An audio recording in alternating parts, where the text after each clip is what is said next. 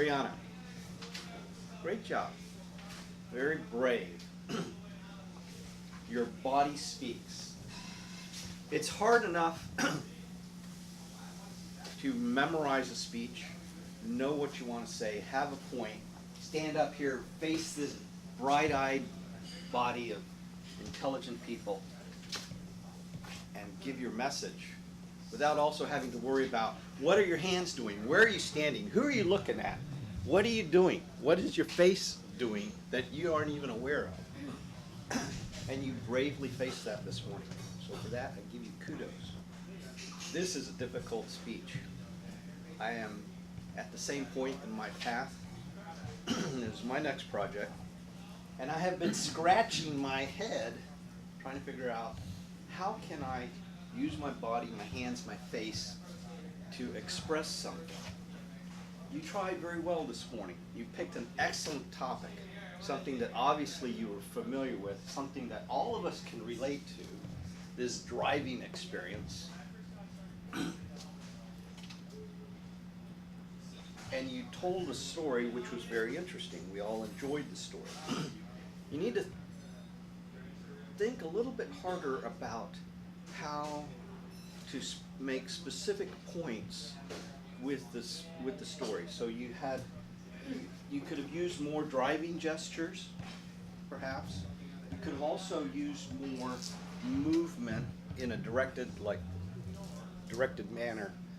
You're traveling along and then you had to turn and you were perpendicular.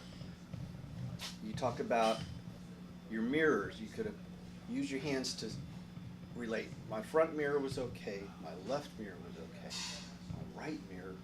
Oh, my left mirror. So put a little bit more emphasis on those things that you're actually talking about. You like to use your hands. That's great. You must be Italian somewhere in your background because everybody says the Italians love to use their hands. Just think a little bit harder about what your hands are saying and make sure that your hands are saying the same thing that your mouth is saying. Okay? I know it's very hard when you get up here to not be nervous and use your hands anyway. Again, so the movement, the hands, you were doing these things, and I think you just need to work on it. Again, it's one of those things that practice makes perfect. One last thing I should mention, and again, it goes back to the nervousness thing. You have a tendency, you have some tics where you have a tendency to scratch your nose, it seems like, when you're nervous. So try to think about that, see if you can work on not doing that because it's distracting. Your hands are not telling part of the story. But other than that, it was good. It was a great story. I'd love to hear this story again, see you do this, and think a little bit harder about the things that happened and how you can use your body specifically to help tell that part of the story.